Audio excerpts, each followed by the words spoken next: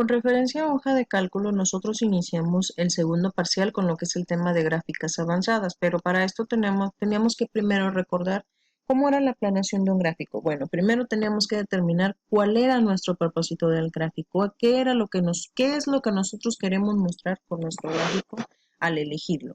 Identificar las relaciones entre los datos que vamos a presentar, determinar el resultado que queremos mostrar, decidir qué gráfico de todos los que nos ofrece Excel vamos a utilizar, identificar los datos de la hoja de trabajo que necesitas para ilustrar con el gráfico y por último elaborar un boceto del gráfico y usarlo para decidir en qué lugar vamos a colocar todos los elementos del gráfico.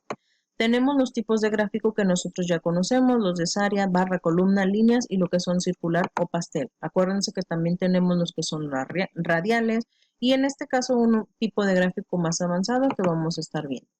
La primera actividad era que ustedes investigaran por ahí, abriendo ya sea su documento de Excel o bien en Internet, para qué me servía esta información o estos elementos de los gráficos, qué son los rangos de datos, para qué me sirven las líneas de división, las leyendas, la serie y los títulos. Tenían que identificar obviamente los elementos del gráfico, el título del gráfico, el área, las series de datos, los ejes, tanto vertical como horizontal, así como subtítulos de sus ejes, lo que son las líneas de división y lo que son las leyendas. También tenían que identificar para qué servían estos tres iconitos que se abren o se ejecutan o bien se muestran al momento de nosotros de insertar una gráfica. Obviamente es para cambiar color, cambiar los estilos o cambiar los datos. Y ahora sí, a lo que nos concierne, ¿qué son los gráficos avanzados? Obviamente estamos hablando de los gráficos de dispersión, que son los XY, y que obviamente necesitamos de dos columnas o de dos puntos, por así decirlo, para poder trabajarlos. Y nos sirven para identificar qué tanto afecta una variable a la otra, es decir, como vamos a trazar puntos de manera horizontal y de manera vertical, pues, es decir, si se pueden aquí observar, tenemos valores tanto de manera horizontal y vertical y nos van diciendo la correlación o la relación que tienen entre un punto y el otro. Por ahí ustedes pudieron observar al leer obviamente toda la información que nosotros tenemos diferentes tipos de correlación. Tenemos una posible correlación negativa que es un aumento de X que provoca una tendencia a la disminución de Y, es decir, mientras X aumenta, Y disminuye. Tenemos una correlación negativa que un aumento de X causa una disminución de Y. Tenemos una correlación positiva que viene siendo al revés, un aumento de Y provoca que X descienda. Una posible correlación positiva, que es que al momento de ir aumentando X, provocaría una tendencia o a un aumento de Y. Y tenemos una correlación nula, es decir, cuando los datos ni siquiera tienen un tipo de relación.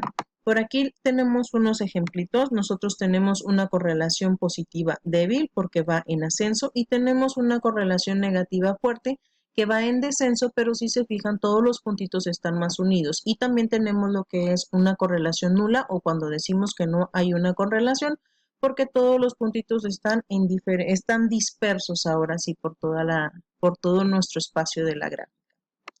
Por ahí tenían que ustedes hacer una actividad, tenían que observar el video y realizar un reporte de ello. Luego tenemos el tema de que son la línea de ajustes que nada más me sirve para identificar de una mejor manera lo que es la correlación en caso de que yo tuviera muchísimos puntos. Entonces es como que nos sirve para hacer una predicción de datos que ya hubiéramos realizado en el pasado o que ya hubiéramos identificado por ahí.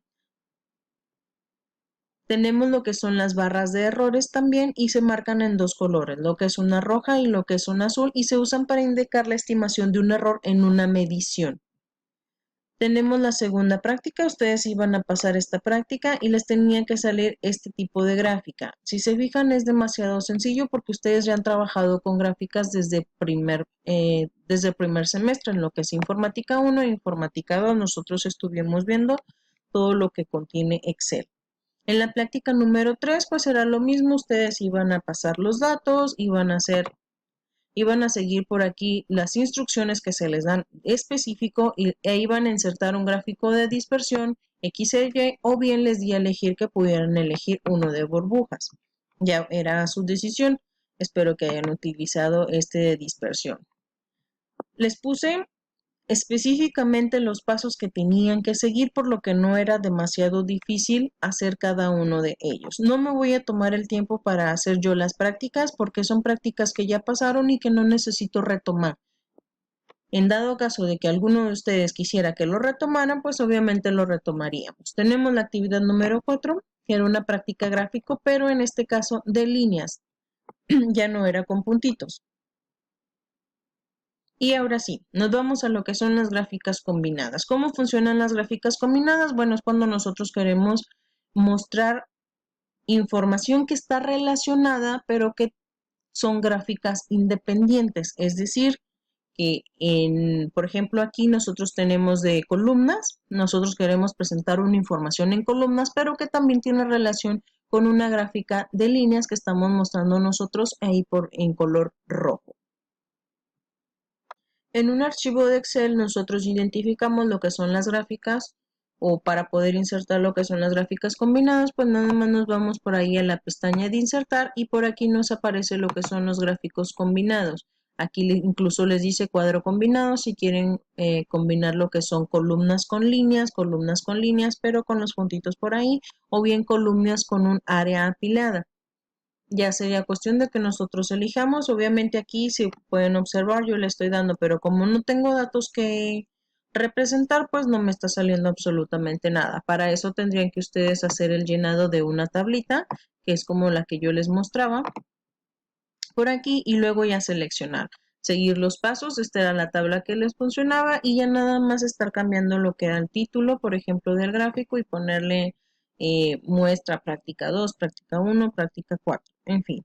Tenemos lo que es el gráfico combinado directo, que es hacerlo de aquí, obviamente, y lo que es el gráfico combinado indirecto es donde nosotros cambiamos las opciones.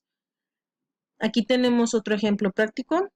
Les doy por ahí lo que es una tablita y ustedes nada más tenían que hacer lo que era la inserción de la gráfica. Este tipo de gráficos son muy fáciles porque ustedes ponen la información, seleccionan esa información y le dan Excel, le ponen insertar, le ponen insertar gráfico combinado y Excel ya se los pone solitos. Ustedes lo único que tienen que hacer pues es darle un poquito de detalle y darles un poquito de color y cambiarlos.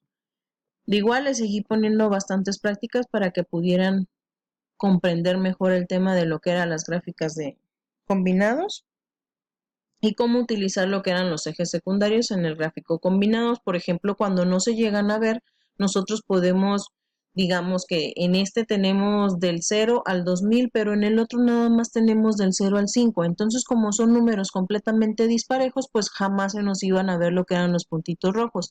Si se fijan, los puntitos rojos tienen un valor de entre 0 y 9, mientras que el punto azul o las columnas azules tienen un valor entre 0 y 120,000. Entonces lo único que tenemos que hacer es utilizar un eje secundario para darle un segundo valor y que ambas gráficas nos puedan salir en el mismo y que lo podamos ahora sí que a realizar una combinación. Y esto era lo que teníamos que ver en el segundo parcial.